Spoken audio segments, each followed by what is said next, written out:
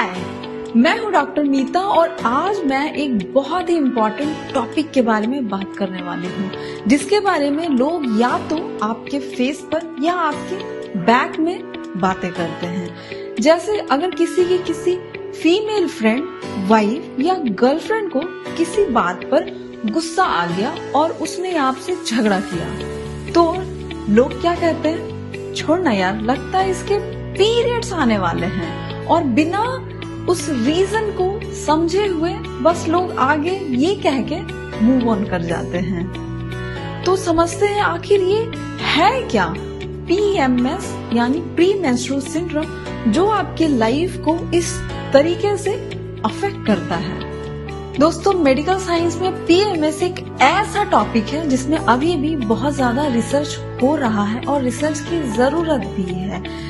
लेकिन आपके लिए बस इतना कहना चाहूंगी अभी के लिए कि कभी भी अगर कोई फीमेल आपसे किसी भी बात पर डिसएग्री है तो उसका कोई ना कोई रीजन होगा और हर बार ये रीजन PMS नहीं होता।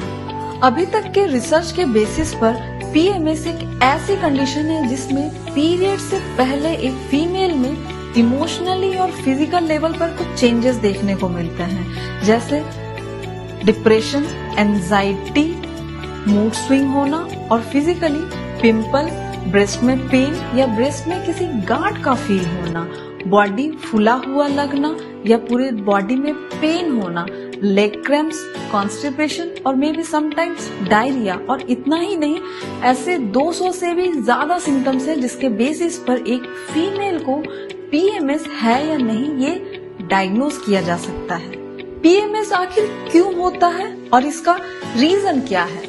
PMS का एग्जैक्ट रीजन किसी को अभी नहीं पता है, लेकिन जो मोस्ट एक्सेप्टेड थ्योरी है उसे समझते हैं। फीमेल के मेंस्ट्रुअल साइकिल को नॉर्मली 28 दिनों का माना जाता है for easy calculation generally.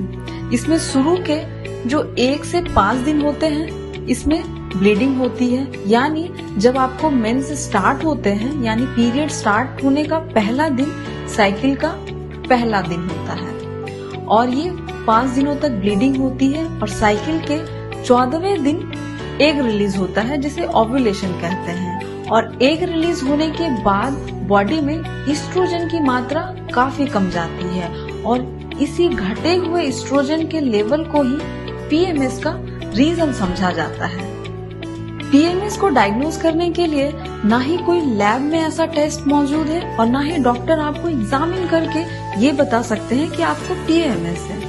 PMS के डायग्नोसिस के लिए सिर्फ एक मात्र क्राइटेरिया है और वो है इसके सिम्टम्स, जो कि 200 से भी ज्यादा हैं। तो अब क्या किया जाए? National institute of mental health research ने एक सॉल्यूशन निकाला। इसने क्या कहा कि पीरियड के 5वें से 10वें दिन में जो सिम्टम्स है इसे हम 22वें से 28वें दिन के बीच जो सिम्टम्स है, इन दोनों ड्यूरेशन के सिम्टम्स को हम आपस में कंपेयर करेंगे। यहाँ के जो सिम्टम्स हैं, अगर वो ही सिम्टम यहाँ 30% से ज्यादा बढ़ गए हैं और ऐसा लगातार 2 साइकिल में हो रहा है, यानी लगातार 2 महीने तक ऐसा हो रहा है, तो इसे PMS कहा जाएगा। करंट डेटा के अकॉर्डिंग इंडिया में सिर्फ 43% फीमेल ही PMS से सफर करती हैं और इसके अंदर भी कुछ को माइल्ड PMS है और कुछ को सीवियर PMS है। माइल्ड PMS क्या होता है? इसमें बहुत ही हल्के फुल्के लक्षण होते हैं जिसे आप खुद भी कंट्रोल कर सकती हैं और जरूरत पड़ने पर आप सॉल्ट इंटेक कम कर सकती हैं, क्योंकि सॉल्ट खाने से बॉडी में पानी का रिटेंशन होता है जिसके कारण आप फुला हुआ फील करती हैं। इसके अलावा आप कैफीन की मात्रा कम कर सकती हैं, स्ट्रेस कम लीजिए और एक्सरसाइज कीजिए।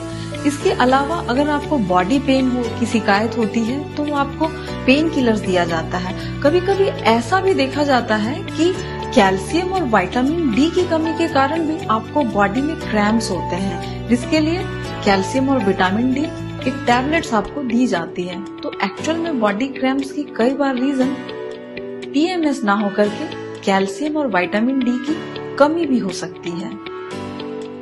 सीवियर पीएमएस को अब पीएमएस ना कह करके एक अलग डिजीज की कैटेगरी में रखा गया है, जिसे PMDD यानी कि प्री मेंस्ट्रुअल डिस्फोरिक डिसऑर्डर कहा जाता है। और PMDD पूरे वर्ल्ड में सिर्फ 3 से 8% फीमेल में ही देखने को मिलता है। तो ये जो PMS है इसमें काफी माइल्ड सिम्टम्स होते हैं, क्योंकि मेजर सिम्टम्स के लिए हमने एक अलग कैटेगरी बनाया हुआ है जिसे PMDD कहते हैं। और चाहे एक मेल हो या एक फीमेल हो, थ्रू आउट द मंथ किसी का भी मेंटल स्टेटस एक जैसा नहीं रहता। कभी वो खुश होता है तो कभी किसी बात पर उदास होता है, लेकिन जरूरी ये है कि हम अपने इन इमोशंस को कंट्रोल करना सीखें, और ये सारी चीजें हमें मेंटली तौर पर स्ट्रांग बनाती हैं। और शायद इसीलिए लड़कियां ज्यादा स्ट्रांग भी होती हैं।